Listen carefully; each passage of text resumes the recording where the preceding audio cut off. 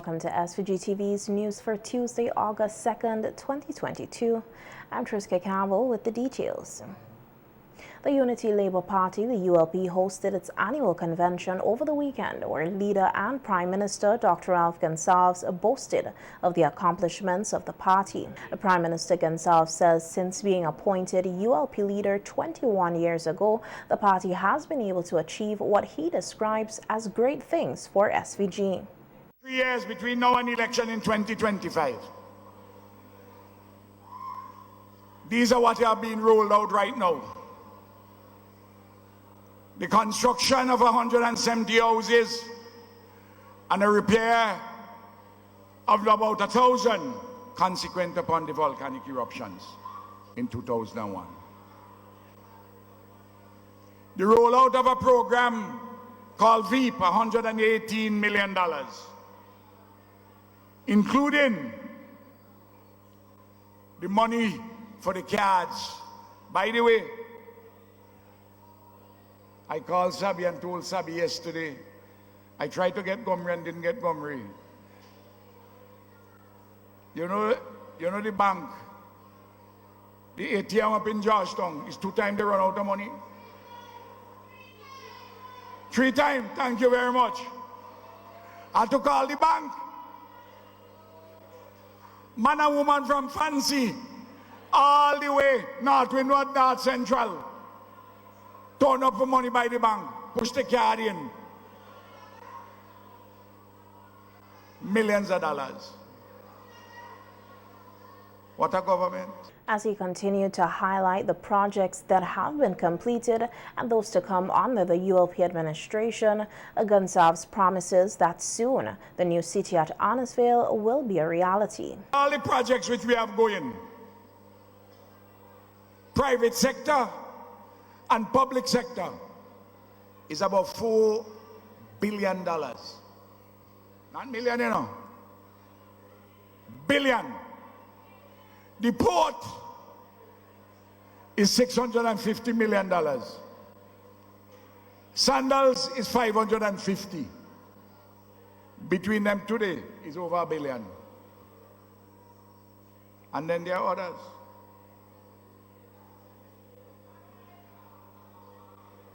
The modern parliament will be started shortly. They're already doing out in Calaqua, the temporary parliament, and the modern courthouse will start. By the middle of next year, the hospital, the acute referral hospital, over $200 million, that's starting out in Arnesville. Meanwhile, ULP General Secretary and Minister of Local Government, Urban Development, Senator Julian Francis, made a telephone call to the convention. Senator Francis is currently hospitalized in Barbados after suffering a stroke on July 24th. Senator Francis told attendees at the convention that he was listening in and apologized for his absence. Yeah, we're there through today.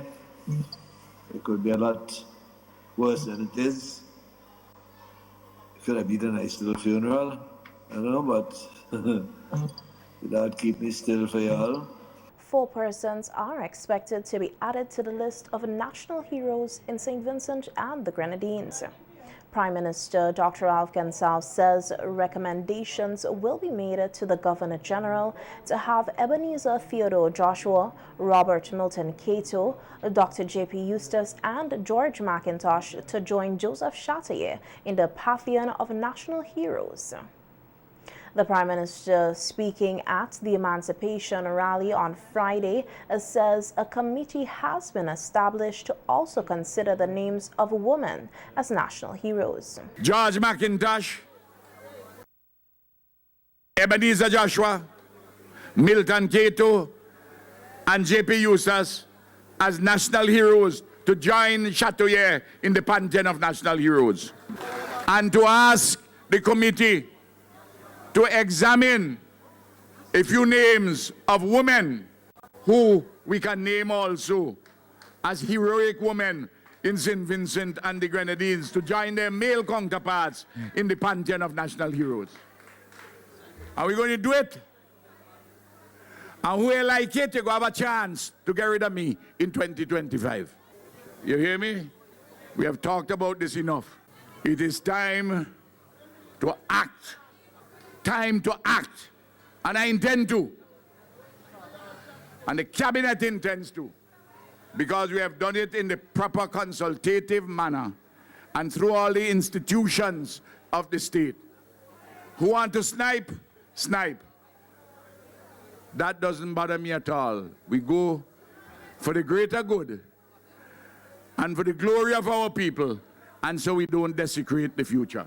Meanwhile, 3 were recognized at the ceremony for their contribution to the development of Vincentian culture.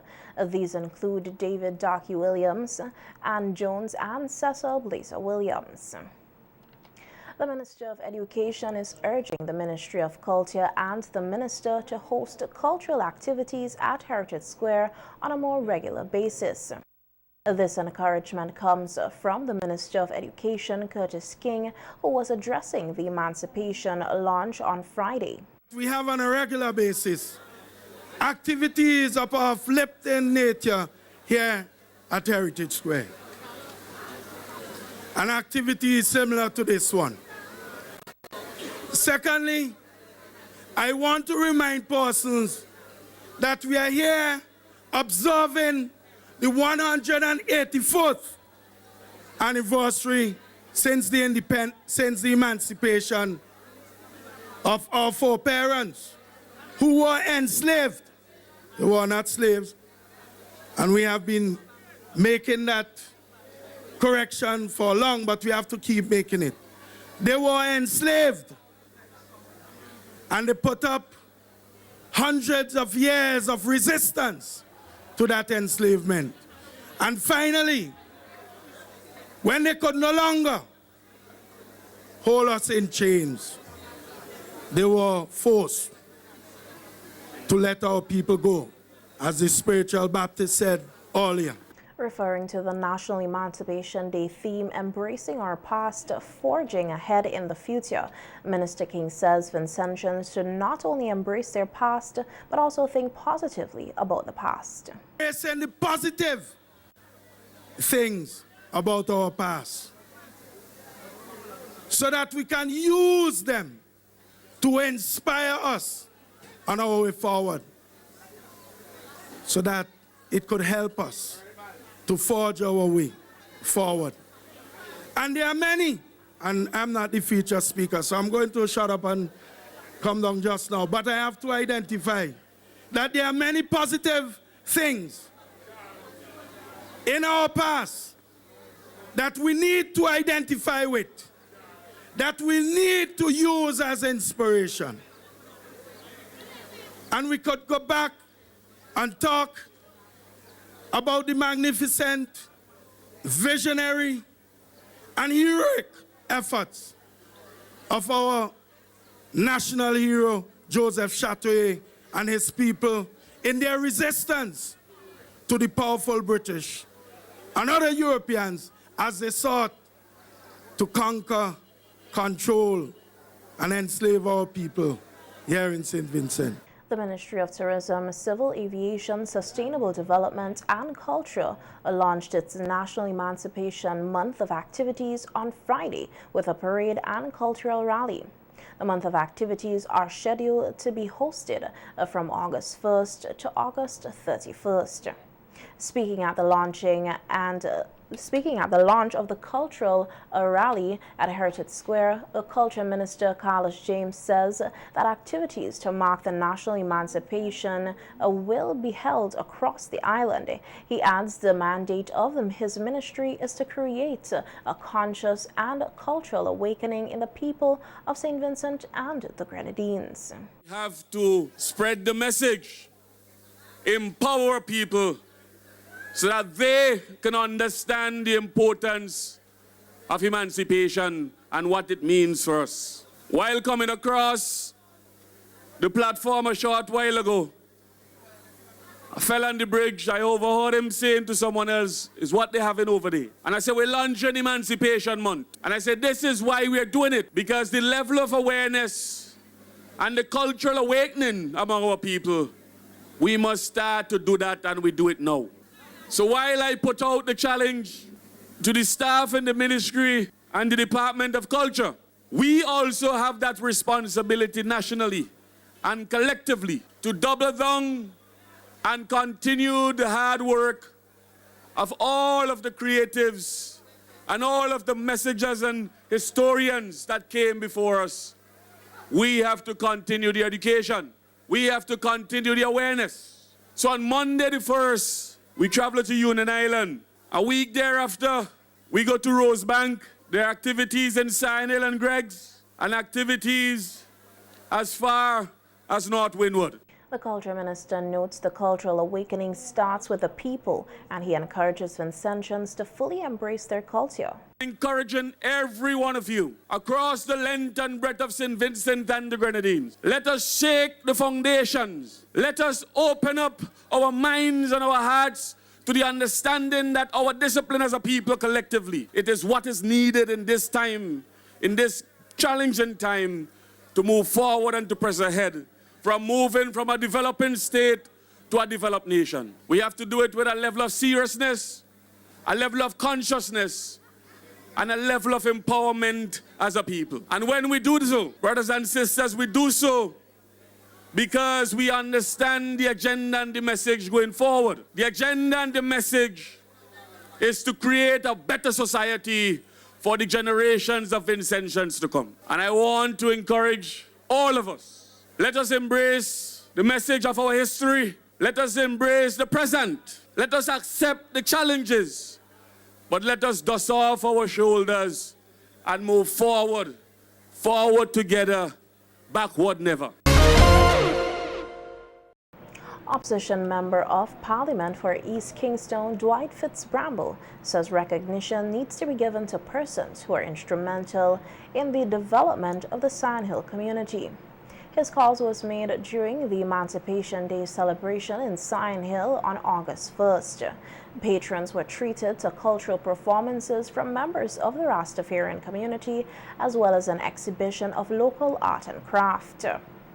Fitzbramble notes Lloyd Lewis, former manager of the Sandhill Cricket Club and the one who is credited with spearheading the establishment of the Sandhill playing field, as an individual who should be recognized. I am excited and committed to play a leading role in that regard to help to build back our community. And to that end, I want to throw out a challenge. I want to throw out an initiative that we should consider in recognizing the persons, the individuals, the stalwarts who have built this community. And I would like to recommend that we name this square right here after the great late Lloyd Lewis. Let us call this the Lloyd Lewis Square right here. I am going to explore the possibilities and what needs to be done to make that a reality. That is how I think we can show meaningful effort and commitment to rebuilding our community. Meanwhile, local historian Afi Martin is calling on government to elevate Ivy Ines Joshua to the position of national hero. Ivy Joshua is the first woman to be elected to the Legislative Council in St. Vincent and the Grenadines, and also held position of Leader of the Opposition. Martin says Ivy Joshua played a significant role in the formation of the People's Political Party, the PPP, and her contribution to the trade union movement should be recognized. A movement is currently afoot to have Iti elevated to the status of Vincentian national hero. While there is little public objection to the government bestowing such an honor on Iti, I contend here that Ivy and Iti should be honored as a duo. Ivy and Iti together had waged war against the land-owning class, hence the reason why one banana farmer in 1958 had referred to Ivy as Eve and Iti as Adam. Ivy's activism was indeed pioneering at a time when women in St. Vincent and the Grenadines were subordinated to men in the private and public spheres. Some feminist scholars and activists have advanced the view that the chief reason for Ivy's political success was her charismatic and powerful husband. I wish to offer an alternative view, that it is that Ivy and ET together who built an unbreakable bond that endured success at the polls for 20 years. Ivy had 22 years of unbroken years in the Legislative Council. Together, they had accounted for 2 seats for the party, 2 seats in the Legislative Council, and 2 votes in the different political theatres. The 2 were in fact 1. They were lifelong partners in politics, hence the reason why people dubbed them Mammy and Papi. The Mustique Charitable Trust has handed over the first phase of the donation to aid in the construction of houses in the red zone of the island. The charity has agreed to fund 41 houses which are to be built in collaboration with the Roads, Buildings and General Services Authority, BRAGSA. The signing for the $1.4 million donation was completed today in a ceremony attended by a chairman of the Mustique Charitable Trust, Roger Pitchard, the Minister of National Mobilization, Orlando Brewster, Minister of Transport and Works, and also area representative for North Windward, Montgomery Daniel.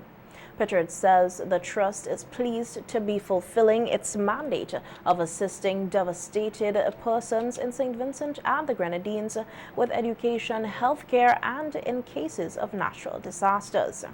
The Volcano Emergency Relief Fund was able to raise $10 million in 4 months.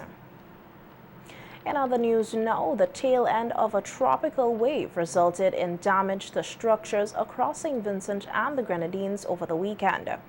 The SVG Met Office reports that the tropical wave affected the south of the island and northern Grenadines in the early hours of Sunday morning. Houses in Kingstown Park, Kittles, and in Beckway suffered roof damage.